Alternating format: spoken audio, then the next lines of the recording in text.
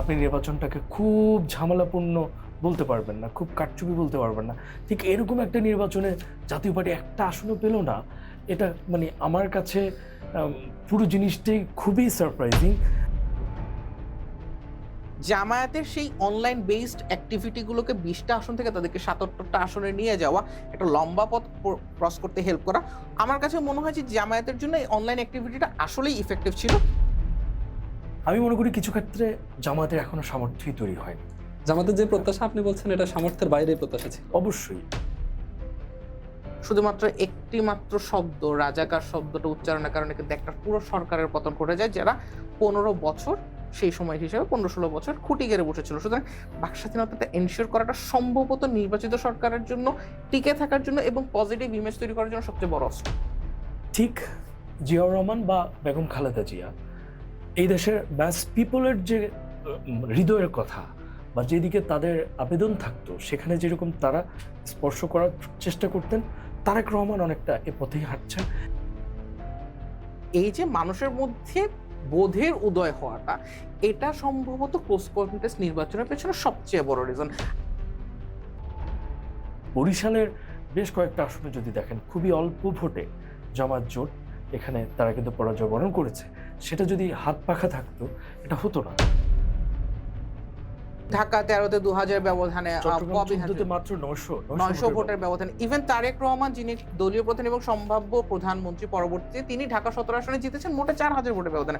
So internet যে একটা sensational thing for Bangladesh এবং এই প্রজন্মটাকে, যারা লেট 90s বা আর্লি 2000 এ যাদের জন্য, তাদেরকে যে রাজনৈতিকভাবে সচেতন করার জন্য যে ইন্টারনেটটা কতখানি ইফেক্টিভ ছিল সেটার একটা প্রমাণ কিন্তু এই নির্বাচনটা।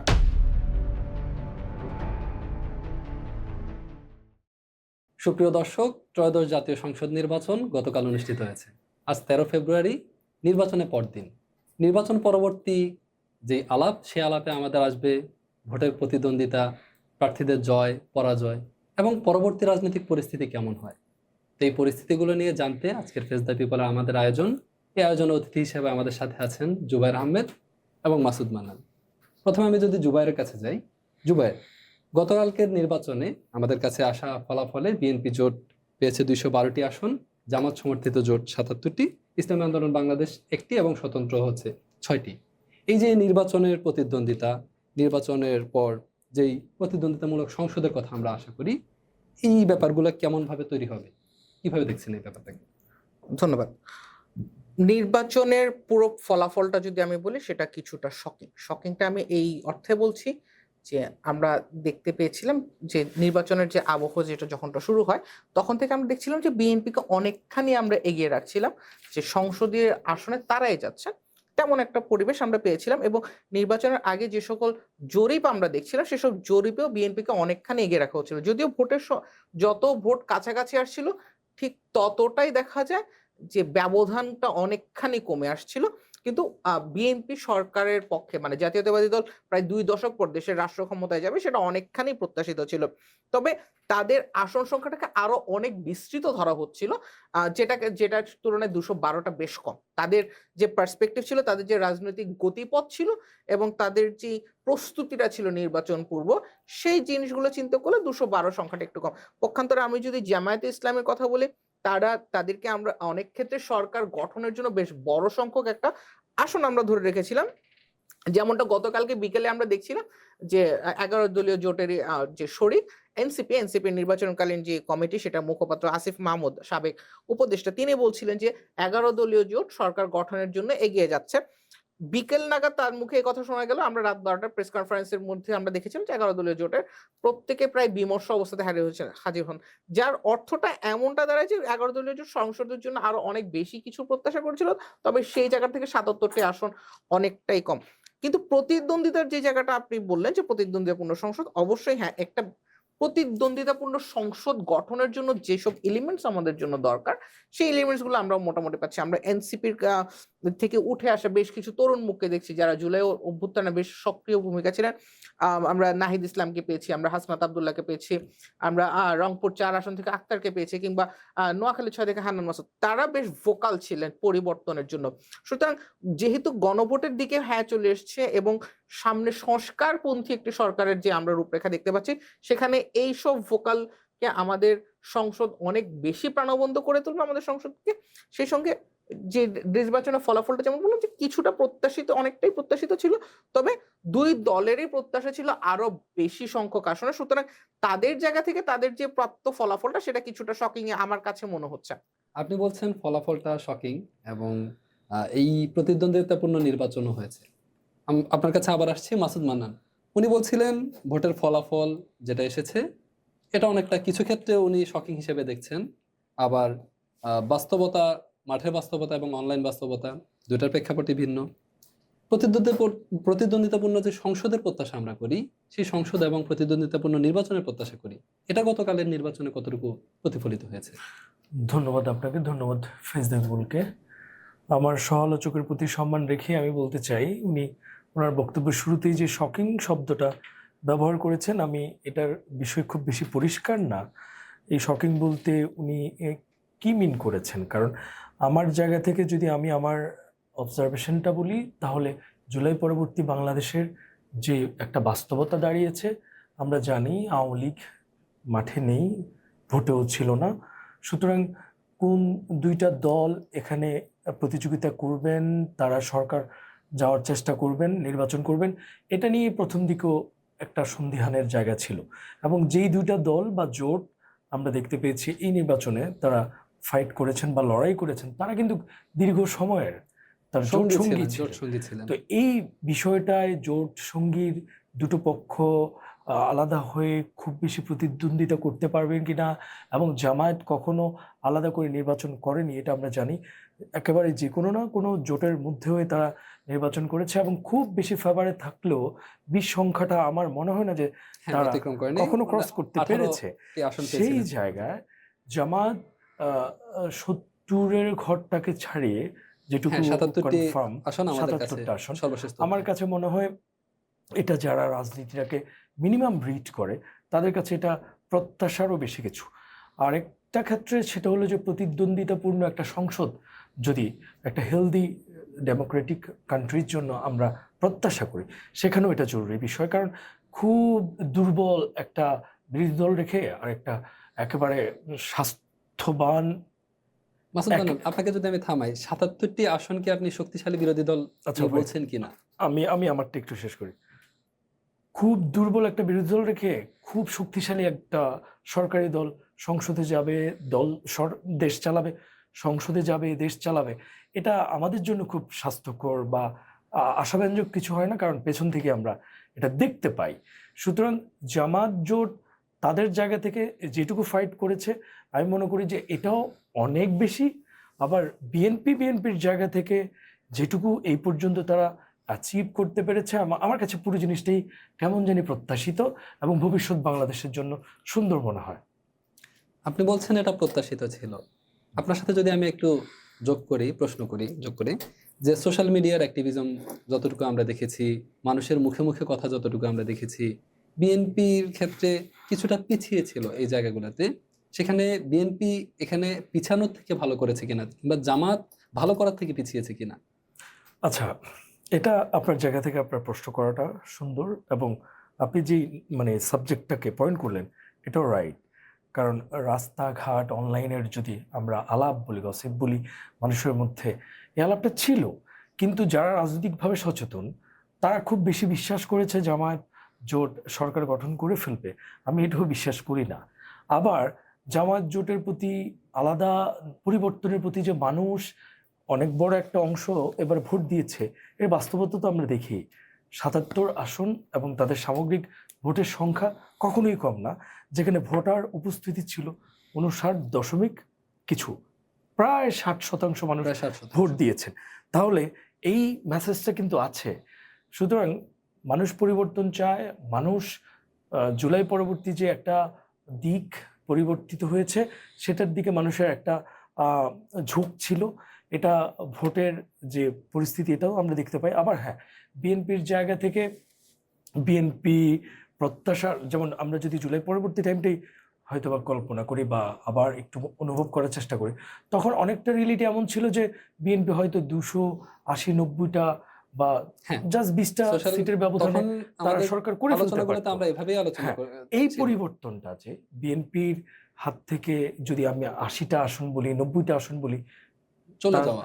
চলে যাওয়া বলি, বা এগুলিকে রেখে বিরোধী দলের জন্য রেখে তারা সরকার গঠন করতে বাধ্য হওয়া, এটাও তো একটা বাস্তবতা, এটাও তো একটা বাস্তবতা। সুতরাং আমি মনে করি রাজনৈতিক বাস্তবতায় এত মানুষ উৎসব মুখর একটা পরিবেশে ভোট দিতে গেল এবং কোনো রকম প্রাণহানির ঘটনা কিন্তু ঘটেনি। হ্যাঁ, নির্বাচনের পরিবেশটা নিয়ে আপনি হ্যাঁ, বলছিলেন কোনো একরকম প্রাণহানি। সহিংসতা, আমরা বিচ্ছিন্ন কিছু সহিংসতা দেখেছি, কিন্তু আমাদের রাজনৈতিক কালচারে, নির্বাচনী কালচারে আপনি যদি 2024 একেবারেই যেটাকে ডামি নির্বাচন বলা হয়, সেখানেও আপনি যদি খেয়াল করেন 6 জন মানুষ প্রাণহানি হয়েছে। 2028-এ 18 নির্বাচন। 2018-তে যেটা প্রায় 24 জনের মতো প্রাণহানি হয়েছে, 2014-তে শতাধিক প্রাণহানি প্রাণহানির হয়েছে। ঘটনা একটা। সুতরাং এই সকল বাস্তবতায় একটা ভোটের পরিবেশ ছিল, মানুষ ভোট দিতে গিয়েছে এবং সেখানে জামাত জোট, যাদের খুব বেশি অভিজ্ঞতা ছিল না, তারা এমন কিছু আসন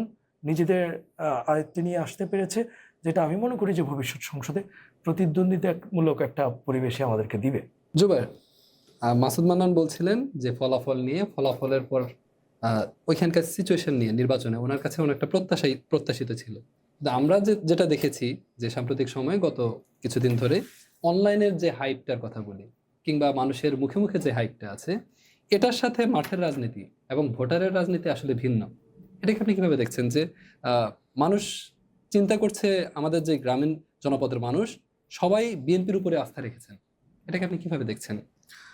আর সোশ্যাল মিডিয়ার যুগটা এমন যে কোনো একটা মতবাদ, যে কোনো একটা আদর্শকে ছড়িয়ে দেওয়াটা বেশ ইজি, বাট এটার সঙ্গে বাস্তব জীবনের একটা বড় ধরনের পার্থক্য থাকে। হ্যাঁ, এটা ইফেক্টিভ ছিল, বেশ ভালোই ইফেক্টিভ ছিল, বিকজ আমরা অনেকগুলো আসন দেখেছি খুব ক্লোজ কন্টেস্ট রয়েছে। বিশেষ করে ঢাকা 8-এর মতো একটা আসনে মির্জা আব্বাস, যিনি একজন হেভিওয়েট ক্যান্ডিডেট, প্রায় দীর্ঘ একটা 4 দশকের বেশি সময় ধরে যার রাজনৈতিক ক্যারিয়ার, তাকে একজন তরুণ নেতা নাসিরউদ্দিন পাটোয়ারি যেভাবে চ্যালেঞ্জ ছুড়ে দিয়েছেন, মোটে 6,000-এর ডিফারেন্স, এটা একটা খুব ভালো একটা বিষয় যে সোশ্যাল মিডিয়ার শক্তিটা আসলে কতখানি হতে পারে। আপনি যদি সিরাজগঞ্জ 4 আসনের দিকে তাকান, সেখানে জামায়াত যেভাবে একেবারে পোস্টাল ব্যালটের মাধ্যমে যেভাবে জয়টাকে ছিনিয়ে নিয়ে আসলো লাস্ট মোমেন্টে। আমরা যদি পিরোজপুর 2 এর দিকে যাই, যেখানে আমরা শামীম সাইদিকে যেভাবে হাঁটতে দেখলাম শেষ 5-6টা কেন্দ্রের ব্যবধানে, তিনি যেভাবে হেরে আসলেন, ঢাকা 13-তে 2000 ব্যবধান, ঢাকা 13-তে 2000 ব্যবধানে, চট্টগ্রাম ববি 14-তে মাত্র 900 900 ভোটের ব্যবধানে, Close ইভেন contest-এর কথা আপনি বলছেন। হ্যাঁ, ইভেন তারেক রহমান, যিনি দলীয় প্রধান এবং সম্ভাব্য প্রধানমন্ত্রী পরবর্তীতে, তিনি ঢাকা 17 আসনে জিতেছেন মোটে 4000 ভোটের ব্যবধানে। সো সোশ্যাল মিডিয়া যে একটা, এই যে নতুন প্রজন্ম, যে আমরা যাদেরকে জেনজি বলছি, এবং রয়টার্স নির্বাচনের 2 দিন আগে একটা প্রতিবেদন করেছিল যেখানে তারা বলেছিল যে বিশ্বের প্রথম জেনজি প্রভাবিত নির্বাচন হচ্ছে বাংলাদেশে। সো রয়টার্সের সেই অবজারভেশনটাকে টেনে নিয়ে যদি বলি যে অ্যাকচুয়ালি ইন্টারনেট যে একটা সেন্সেশনাল থিং ফর বাংলাদেশ, এবং এই প্রজন্মটাকে, যারা লেট 90s বা আর্লি 2000-এ যাদের জন্ম, তাদেরকে যে রাজনৈতিকভাবে সচেতন করার জন্য যে ইন্টারনেটে কতখানি ইফেক্টিভ ছিল, সেটার একটা প্রমাণ কিন্তু এই নির্বাচনটা। আমার সহালোচক যেমনটা বলছিলেন যে জামায়াতের প্রত্যাশা ছিল আরো অনেক বেশি, সেই প্রত্যাশার জায়গাটা পুরোপুরি কিন্তু তার একটা বড় অংশ কিন্তু অনলাইন বেস। সো জামায়াতের সেই অনলাইন বেসড অ্যাক্টিভিটি গুলোকে 20টা আসন থেকে তাদেরকে 77টা আসনে নিয়ে যাওয়া, একটা লম্বা পথ ক্রস করতে হেল্প করা, আমার কাছে মনে হয় যে জামায়াতের জন্য এই অনলাইন অ্যাক্টিভিটিটা আসলেই ইফেক্টিভ ছিল। তবে গ্রামগঞ্জের মানুষজনের হাতে হাতে এখনো ইন্টারনেট যায়নি, সেই জায়গাগুলোতে আমরা দেখেছিলাম, আমরা এই জিনিসটা আপনি ঐতিহাসিক বলতে চাচ্ছেন, আপনাকে যদি থামায়, যে রুট লেভেলের মানুষ যারা, হ্যাঁ, এই জায়গাটাই আসছি, মানুষগুলা এখনো আমাদের যেই চিন্তা চেতনা, জিয়াউর রহমানের আদর্শের দল, আমি ঠিক এই জায়গাটাতে আসছিলাম যে বেগম খাল জিয়ার যে খনন আদর্শ। কর্মসূচির যে ব্যাপারটা শহীদ প্রেসিডেন্ট জিয়া রহমান করেছিলেন, বা খালেদা জিয়া যেভাবে গ্রামাঞ্চলে মানুষের কাছে গিয়েছিলেন, মানুষের আবেগের সেই জায়গাটা আমরা স্পর্শ করতে পেরেছিলেন, যেটা এখন পর্যন্ত ইন্টারনেটের যুগে আমরা দেখিনি। এনসিপির ক্ষেত্রে যদি আমরা বলি, এনসিপির যে গ্রামগঞ্জে পদযাত্রার যে কর্মসূচিটা ছিল, সেটা তাদেরকে মানুষের কাছে নিতে হেল্প করেছিল। তবে শেষ দিকে এসে তাদের ক্যাম্পেইনটা যখন অনেকটা মধ্যম পন্থার রাজনীতি এবং মধ্যবিত্তদের জন্য যখন থেমেছে, তখন তাদের কিছুটা দূরত্ব হয়ে যায়। তারপরেও কিন্তু এনসিপি বেশ ভালো একটা নির্বাচন করেছে, শুধুমাত্র ওই রুট লেভেলে মানুষের কাছে যাওয়ার জন্য। সুতরাং আমি বিলিভ করি যে ইন্টারনেট ক্যাম্পেইনের পাশাপাশি যদি আমরা যখন জনসংযোগটা, এনসিপির মধ্যে যে ভাঙনটা, এটা কি এনসিপির আসন কমিয়েছে কিনা, আপনার কাছে কি মনে হয়? কিছুটা, বিকজ আমরা দেখেছি যে এনসিপির যিনি ঢাকা 9 আসনের ক্ষেত্রে যদি বলি, আমরা তাসনিম জারাকে ফুটবল প্রতীকে স্বতন্ত্র নির্বাচন করতে দেখলাম, জাভেদ আজকে আমরা দেখলাম এনসিপির প্রতীকে নির্বাচন করতে। সুতরাং ওই দুটো আসন, ওই দুজন যদি একসঙ্গে হতো তাহলে সম্ভবত আমরা ঢাকা ৯ আমরা আরেকটা ভিন্ন কোনো ফলাফল দেখতে পেতাম। সুতরাং তরুণদের নেতৃত্ব দেখতে তরুণদের পেতাম। নেতৃত্বে দেখতে পেতাম। সুতরাং একটা কিছু তো অবশ্যই প্রভাব ফেলে, যদিও সেটা কতটা স্কেল, সেটা ম্যাসিভ স্কেলে হয়েছে কিনা সেটা জাজ করার অপশন নেই, বিকজ ওই ধরনের কেস স্টাডি খুব কম ছিল আমাদের হাতে, যেখানে এনসিপি আসনে দিয়েছে মোটে ৩০। সুতরাং ওটাকে এখনই কনক্লুশনটা জানি, তবে কিছুটা ইফেক্ট ফেলেছে আমি বিশ্বাস করি। মাসুদ মান্নান, জামাতের কথা বলছিলাম আমরা, যে জামাত কি তাদের নিজস্ব চিন্তা চেতনা আসন থেকে কম পেয়েছে কিনা, প্রত্যাশা থেকে কম পেয়েছে কিনা, কিংবা যদি জামাতের এই যে কম পাওয়াটা বলি, এটার পিছনে কোনো বেসিক ভুল এরকম কিছু আছে কিনা? ধন্যবাদ। প্রথমত আমি বলি যে জামাত জোট যেটুকুই পেয়েছে, ঠিক এই ১.৫ বছরের বাস্তবতায় তাদের প্রকাশ্যে রাজনীতি করা এবং নির্বাচনটা তারা একা করবে বলে যেই একটা চ্যালেঞ্জ গ্রহণ করা, এটা আমি আমার দৃষ্টিকোণ থেকে মনে করি যে এটা হিউজ এটুকু অবস্থার মধ্যে দিয়ে। দ্বিতীয়ত যদি বলি যে মানুষ তো আলাদাভাবে একটা রেসপন্স করতে চেয়েছে, যদি তরুণ প্রজন্ম বলি, জুলাই পরবর্তী বাংলাদেশের, তারা তাদের ভোট দিয়েছেও, তাহলে কি আরো ভালো কিছু করতে পারতো কিনা? আপনাকে আমি তাহলে বলবো যে আপনি আসলে কতটুকু প্রত্যাশা করবেন, আপনার সামর্থ্যের মধ্যে না এর বাইরে। আমি মনে করি কিছু ক্ষেত্রে জামাতের এখনো সামর্থ্যই তৈরি হয়নি। জামাতের যে প্রত্যাশা আপনি বলছেন, এটা সামর্থ্যের বাইরে প্রত্যাশা ছিল। অবশ্যই এটা জামায়াতের যদি কেউ বিশ্বাসও করে যে তারা এবার একজন সরকার গঠন করে ফেলতে পারবে, তাহলে আমিও মনে করি যে তারা তাদের সামর্থ্যের বাইরে গিয়ে চিন্তা করেছে। কারণ আমি আমার দিকটা যদি বলি, তাহলে বাংলাদেশের বাস্তবতায় কি, আপনি শুধু সৎ বা আপনি আমার জায়গা থেকে আমার ন্যারেটিভ কাউন্টার কোনো একটা বয়ান দাঁড় করালেন, এটা দিয়েই তো মাঠঘাট একটা গ্রামগঞ্জ সব কিছু ডিল হয় না, রাইট?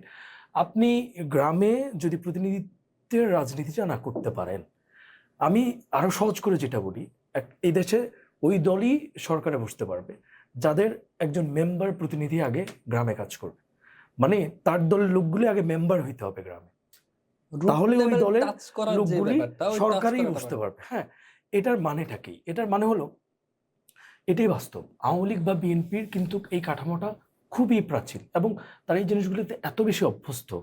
আপনি দেখবেন শহরে একটা আরবান ক্লাসের মানুষের ভোটের যেই দাম, গ্রামের একজন দিনমজুরের ভোটের কিন্তু একই দাম, ভোট কিন্তু একই, কিন্তু আপনি যদি ভোট কাউন্ট করতে চান, হিউজ ভোট ওখানে, ভোট ব্যাংক যদি বলি, ভোটের মাঠ, তাহলে আপনি আপনাকে বুঝাইলেন অনলাইন একটা ক্যাম্পেইন বা অনেক কিছু ভালো একটা স্মার্ট একটা প্রেজেন্টেশনের মাধ্যমে।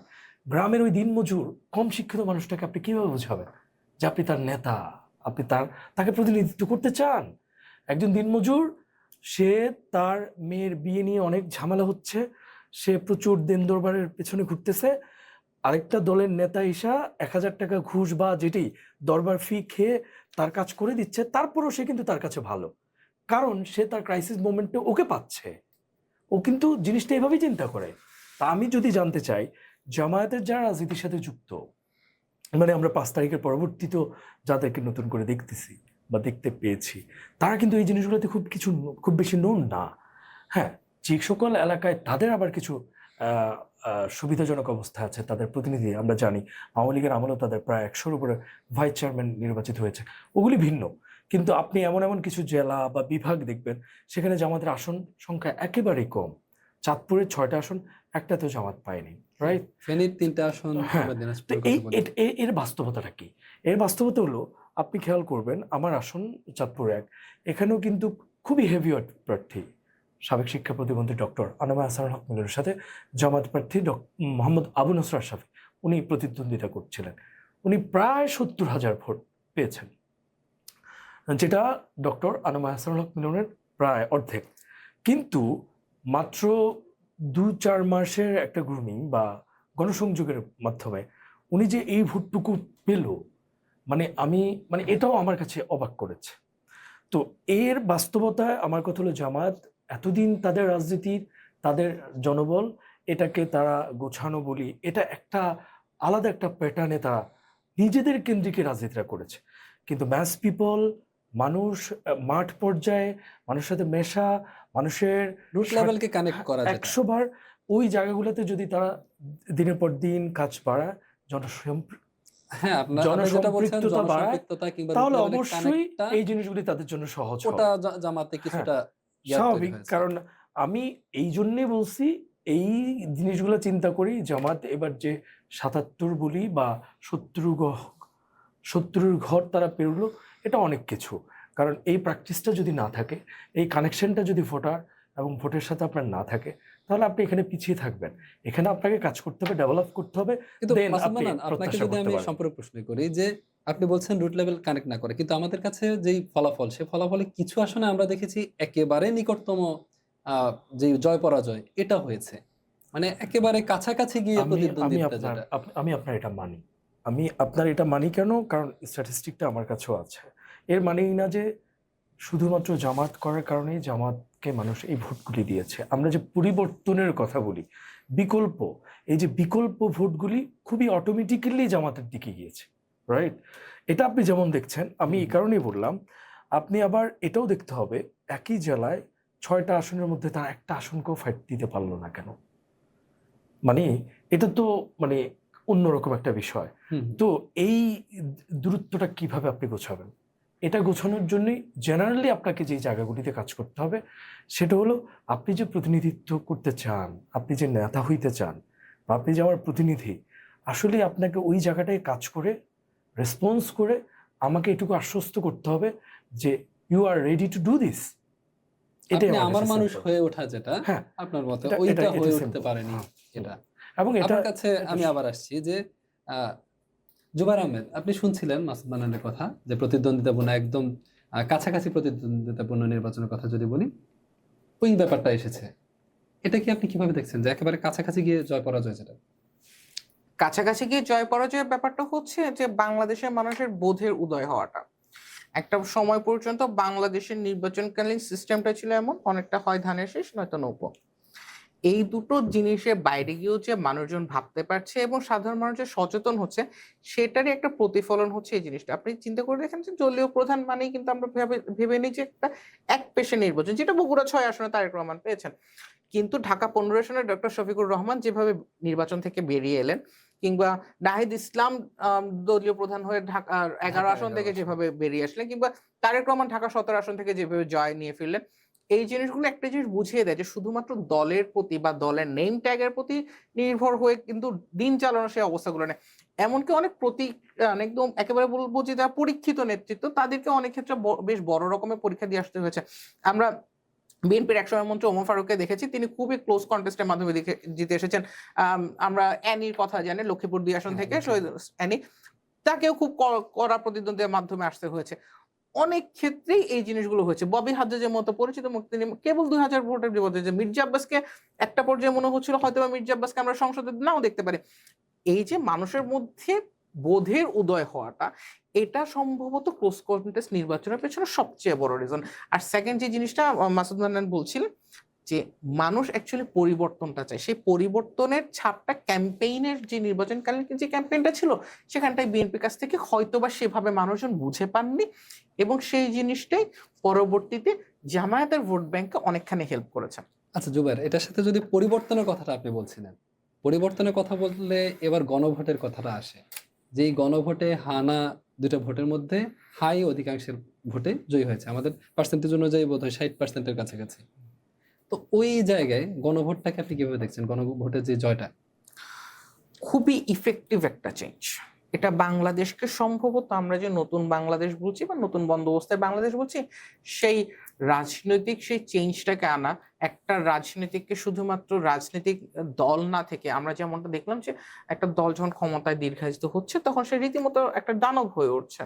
সেই দানব হয়ে ওঠার পর্যায় থেকে রহিত করার জন্য অনেকগুলো ইফেক্টিভ স্টেপস কিন্তু এই গণভোটটাই আমাদেরকে নিয়ে দিচ্ছে। উচ্চ কক্ষকে আমরা সম্ভবত আগামী মাস 6-এর ভেতরে আমরা বাংলাদেশে দেখবো। সেই উচ্চ কক্ষ যখন আসবে, তখন রাষ্ট্রীয় সিদ্ধান্ত নীতিমালাগুলো জনগণের উপর একজন রাষ্ট্র কিভাবে কাজ করবে, সরকার কিভাবে কাজ করবে, সেই জিনিসগুলোতে ইফেক্টিভ কিছু চেঞ্জেস আমরা দেখব।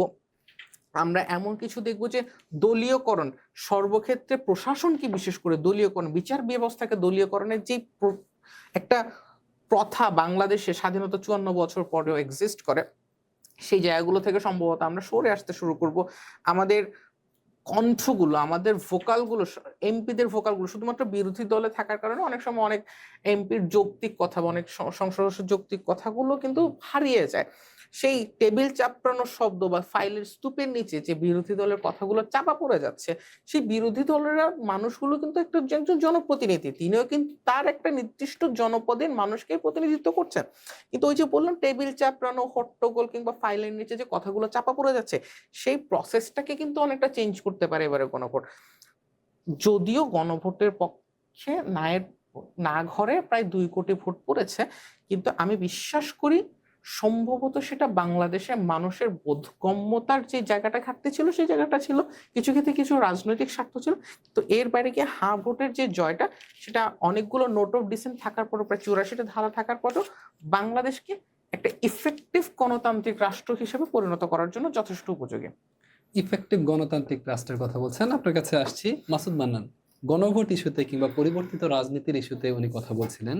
গণভোটের পাশাপাশি যদি নতুন রাজনৈতিক বন্দোবস্তের কথা বলি, নতুন বাংলাদেশের কথা বলি, আমাদের নেতৃত্বের জায়গায় একটা নতুনত্ব আসছে।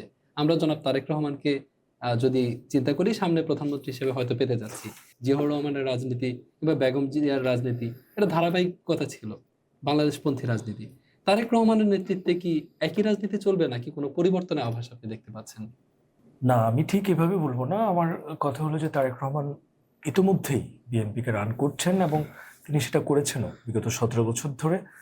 এবং অবশ্যই তারেক রহমান জিয়াউর রহমানের সন্তান, এবং অবশ্যই তিনি বিএনপিকে, আপনি একটা ক্রেডিট তো ওনাকে দিতেই হবে যে 17 বছর এত এত কঠিন নির্যাতন, পরিস্থিতির গুম। মধ্যে পড়েও আপনি বিএনপিকে কখনো ভাঙতে দেখেননি, এটা তারেক রহমানের ক্রেডিট।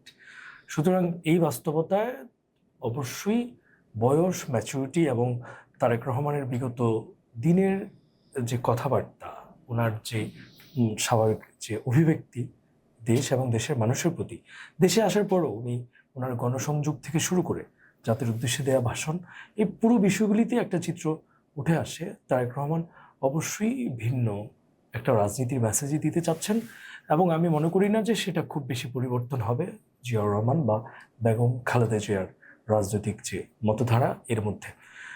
কিছু প্রশ্ন আপনি করতে পারেন, হতাশার জায়গা বা এই জিনিসগুলো থাকতেই পারে, কিন্তু সেগুলিকে যদি ছাপিয়েও আমি বলি যে গতকালকের এমন ভোটের ফলাফল আসার পর আপনি আজকে নির্বাচনের কর্মসূচির নিয়ে আমরা আছি। দিকে আপনি খেয়াল করেন, সেটা হলো আজকে নামাজের পর দোয়া বা আমরা গতানুগতিক যে রাজনৈতিক যে সেলিব্রেশন, বিজয় মিছিল না করার যে সেটার ব্যাপারটা, মধ্যে যে বিরোধী দলকে বা পরাজিত শক্তিকে একরকম কটাক্ষ আহত করা করা, যেটা। এই জিনিসটা চাইলে তারেক রহমান করতে পারতেন বা আশ্রয় দিতে পারতেন। এবার এটা আমরা নির্বাচন দেখিনি। পরবর্তী যে সহিংসতার কথা বলা হয়, হ্যাঁ, এই ধরনের সহিংসতা আমরা এখনো পর্যন্ত এটা জুলাই পরবর্তী বাংলাদেশ মেনেও নিবে না, কিন্তু তার থেকে বড় কথা হলো বিএনপি বা তারেক রহমান এই জিনিসগুলিকে অ্যালাউ করছেন কিনা। আমি বিশ্বাস করি সেটা তিনি করছেন না, কারণ তার দল যে কর্মসূচি দিচ্ছেন এখান থেকে আমরা একটা মেসেজ পাই। দ্বিতীয় কথা হলো উনি কিভাবে মিডিয়া ডিল করছেন, এটাও দেখবেন। ওনার নামে কার্টুন আঁকা হয়েছিল, উনি সোশ্যাল মাধ্যমে সেই কার্টুনিস্টের প্রশংসা করে তার পোস্ট শেয়ার করেছেন। সব কিছু মিলিয়ে গণভোটে জুলাই ইস্যু আপনারা দেখবেন খেয়াল করে, সেখানেও তারেক রহমান একদম প্রকাশ্যে গণভোটে হায়ের পক্ষে তার অবস্থান ব্যক্ত করেছেন। ওসমান হাদির ইস্যু, আমি এর মাধ্যমে যেটাই বলতে যাচ্ছি যে ঠিক জিয়াউর রহমান বা বেগম খালেদা জিয়া এই দেশের ম্যাস পিপলের যে হৃদয়ের কথা বা যেদিকে তাদের আবেদন থাকতো, সেখানে যেরকম তারা স্পর্শ করার চেষ্টা করতেন, তারেক রহমান অনেকটা এ পথেই হাঁটছেন। এটা তার খুবই সাম্প্রতিক 2-4টা সিদ্ধান্তে ওসমান, আমরা এটা আপনাকে যদি দেখতে আমি পাই। থামাই, আপনি মাঝখানে ওসমান হাদির নাম নিয়েছেন, শহীদ ওসমান হাদি, শরীফ ওসমান হাদি। উনার বিচার নিয়ে অন্তর্বর্তী সরকারের কিছু ক্ষেত্রে দায় যদি বলি, কেউ কেউ দায় দিচ্ছেন, কেউ কেউ বলছেন নির্বাচিত সরকারের অধীনে আসলে এই বিচারটা সম্পূর্ণভাবে পাবে, ন্যায় বিচারটা কায়েম হবে। এখন বিএনপির থেকে এই ন্যায় বিচার কায়েম হওয়া, যেটা বিএনপি সরকার গঠন করলে কতটুকু প্রত্যাশা আসলে মানুষের আছে, কিংবা মানুষ প্রত্যাশা করতে পারে?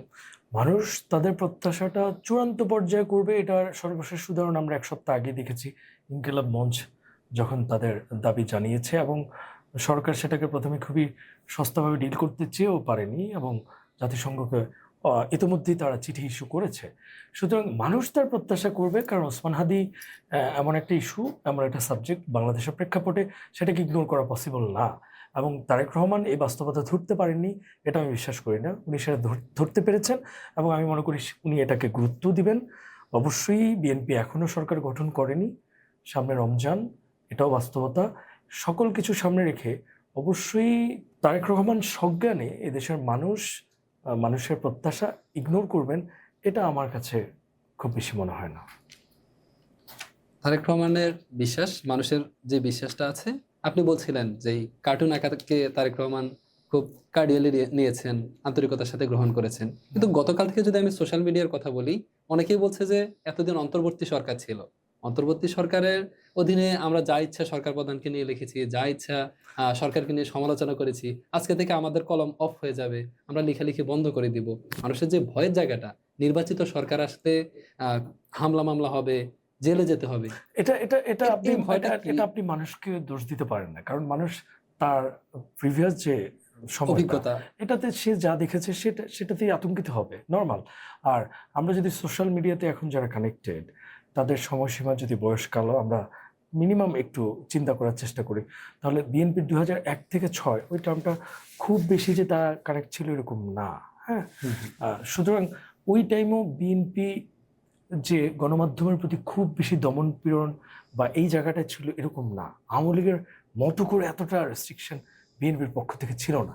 বিশেষত আমরা যারা মিনিমাম পত্রিকার সাথে পরিচিত ছিলাম, পত্রিকা পড়তাম বা ম্যাগাজিন, খুব র্যান্ডমলি কার্টুন আঁকা হতো, খালেদা জিয়া, তারেক রহমান, প্রচুর সমালোচনা করা হতো।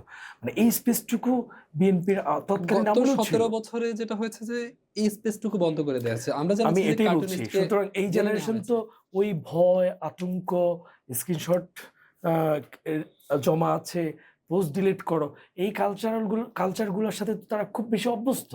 সুতরাং তাদের এই ভয়টা তাদের লাগতেই পারে, তারা করতেই পারেন, এবং এটা হওয়া উচিত আমি মনে করি, যদি তাদের নির্বাচিত ভয়, আপনি সরকার যেটা বলছেন সেটাকে যে, গুরুত্ব দেয়। আপনি যেটা বলছেন তাদের ভয়টা নির্বাচিত সরকারকে নিয়ে না, বিএনপি কে নিয়ে না, নির্বাচিত সরকারকে নিয়ে। স্বাভাবিক, মানে যে কোনো জেনারেল সরকারই হয়তো বা এভাবেই করে, এরকমটাই করবে, করতেই পারে। এই এই ভয়টা তাদের ভয়টা মধ্যে। জেনারেশনের মধ্যে চেপে বসেছে এবং তারা করছে।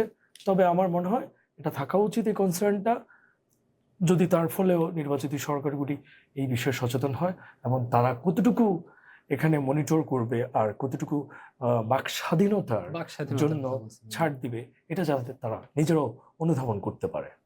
জুবায়ের, আপনার কাছে যদি আমি আসি, নির্বাচিত সরকারের যে বাক স্বাধীনতার কথা আমরা বলছিলাম, এটার পাশাপাশি যদি আমি বলি যে গতকালকে নির্বাচনেরটা নিয়ে, নির্বাচনের ইতিবাচক এবং নেতিবাচক দিকটার কথা বললে।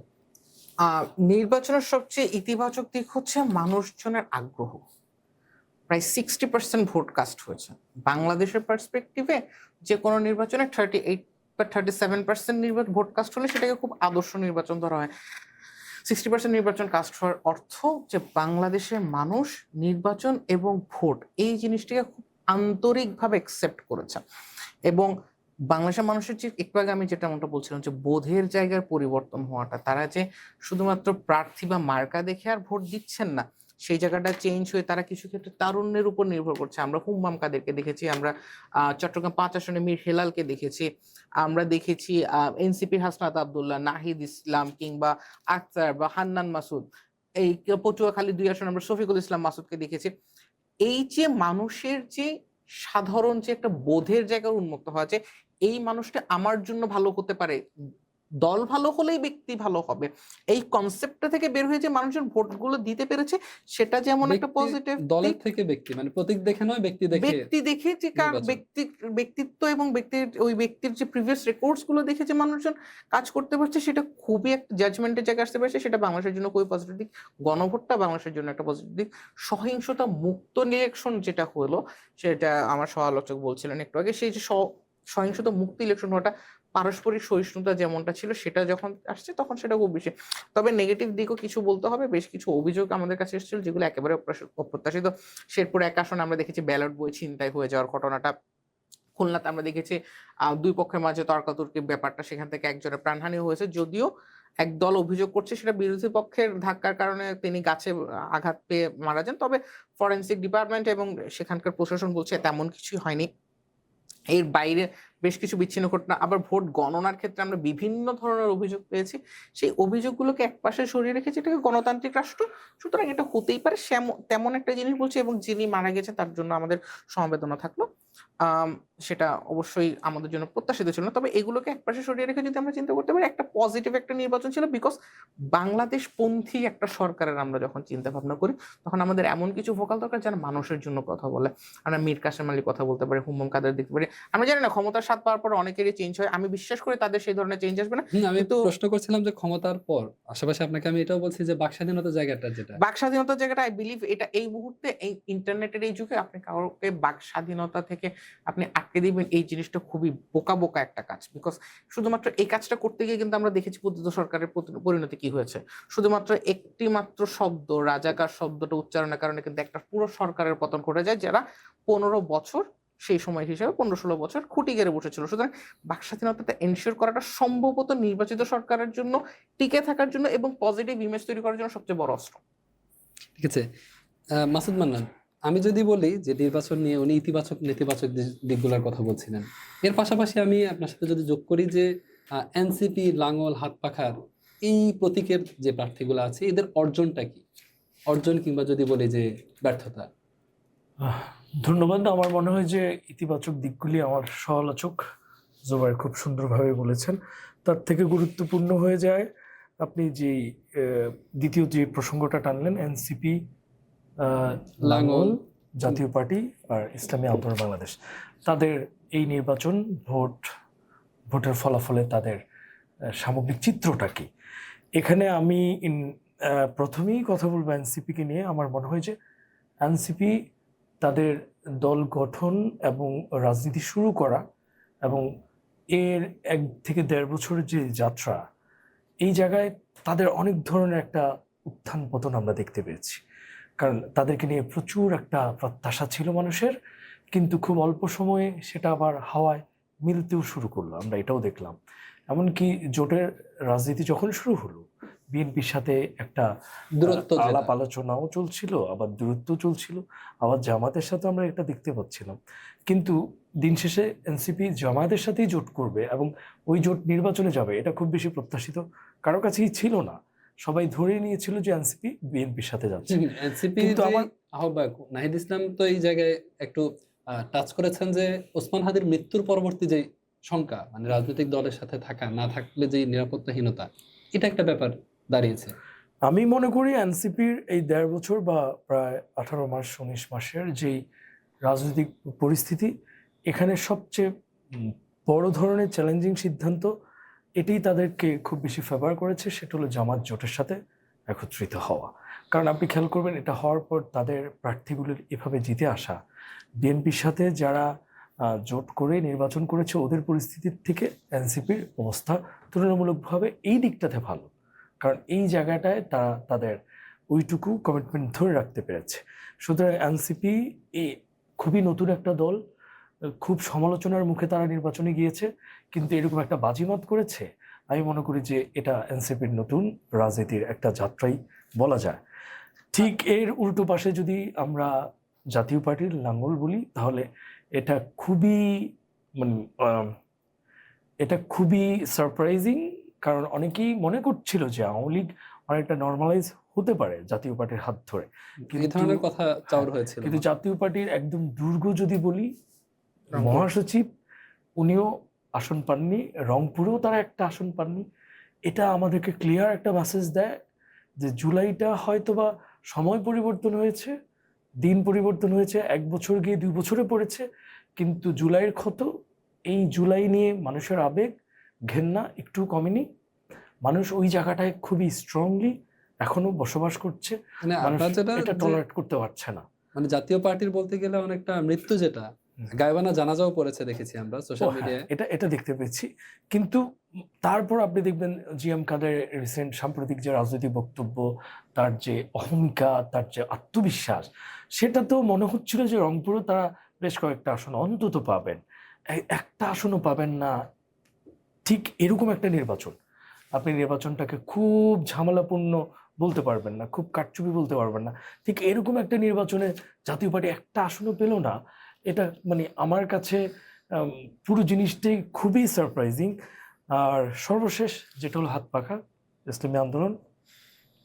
ইসলামী আন্দোলন খুবই ভালো করছিল জুলাই ঠিক মুহূর্তটা থেকে, বা আমি যদি বলি যে 2023-এর ফেজের পর থেকে ইসলামী আন্দোলন তার রাজনৈতিক যে কেরিয়ার সময়কাল এর সর্বোচ্চ ভালো সময়টা আমি মনে করি যে বিগত 1 মাস আগ পর্যন্ত তারা অতিবাহিত করেছে। কিন্তু এত ভালো একটা গ্রুমিং পরিস্থিতির সময় নিজেদের পক্ষে নেওয়ার পর খুব কাছাকাছি সময় এসে নির্বাচন কেন্দ্রিক এমন একটা সিদ্ধান্ত, যেটা আমি জানি না রাজনৈতিকভাবে তাদেরকে কতটুকু উপকৃত করেছে, সেটা কেউ কেউ এটাকে এভাবে বলছে যে সারাদিন আমি পানি সেচ দিলাম আর মাছ ধরার সময় আমি কিছু না নিয়ে খালি হাতে ফিরে গেলাম। এটা হতে পারে, এটা তাদের ভাবনা। কিন্তু আমি মনে করি যে রাজনৈতিকভাবে নির্বাচনী ভোটের মাঠে ইসলামী আন্দোলনকে খুব বেশি ফেভার করেনি। এটা আমরা ভোটের যে ফলাফল সেটাই দেখতে পেয়েছি, মাত্র একটা আসন, এমনকি তাদের নায়েবে আমির দুটা আসনেই তিনিও পরাজয় বরণ করেছেন। সুতরাং যদি জোটের সাথে থাকতো এনসিপির মতো একটা দল 6টা আসন নিয়ে বের হয়ে যাওয়া, হাত পাখার আমি একদম বিশ্বাস করি আরো ভালো সামর্থ্য ছিল এই জায়গাটা আরো ভালো হাত কিছু পাখার করার। যে বিচ্ছিন্নতা যেটা, এটা হাত পাখা ইসলামী আন্দোলনকে নিজেদেরকেও ভুগিয়েছে, কিংবা জোট হওয়ার যে কথা ছিল তাদেরকেও ভুগিয়েছে। হ্যাঁ, ওটাও আমরা দেখতে পাচ্ছি। আপনি বরিশালের বেশ কয়েকটা আসনে যদি দেখেন, খুবই অল্প ভোটে জামাত জোট এখানে তারা কিন্তু পরাজয় বরণ করেছে। সেটা যদি হাত পাখা থাকতো এটা হতো না। সুতরাং এই যে আপনি জোট কেন করবেন, আপনারও স্বার্থ থাকবে, অন্যও স্বার্থ থাকবে, আবার আপনি রাগ কেন করবেন, ওখানেও তো আপনার একটা স্বার্থ থাকবে। কিন্তু হাত পাখা এইভাবে বের হয়ে গিয়ে দিন শেষে তাদের কতটুকু উপকার হলো এটাও তো কিন্তু আমরা স্পষ্ট না। সুতরাং জাতীয় পার্টি, হাত পাখা এরা অনেক পুরনো দল, এদের সক্ষমতা বাংলাদেশে অনেক বেশি। এই বাস্তবতার পরও এনসিপির বয়স এখনো 2 বছরও হয়নি, একেবারে তারুণ্য নির্ভর, অনেক সমালোচনার মধ্যে দিয়ে তারা যাচ্ছিল। কিন্তু একেবারে প্রথম নির্বাচন, ভোটের মাঠে তারা আমি মনে করি যে অন্যরকম একটা বাজিমাত করলো। ধন্যবাদ। আজকে আমরা নির্বাচন পরবর্তী বিশ্লেষণ, ফলাফল কিংবা ফলাফলে জয় পরাজয়, প্রতিদ্বন্দ্বিতা, এটা নিয়ে আলোচনা করছিলাম। দর্শক, আজকের আলোচনা আমরা এখানেই ইতি টানছি। নির্বাচন পরবর্তী আলোচনায় আমরা রাষ্ট্রের পরিস্থিতি নিয়ে আবার কখনো আলোচনা আসবো। আজকে এই পর্যন্তই। ধন্যবাদ।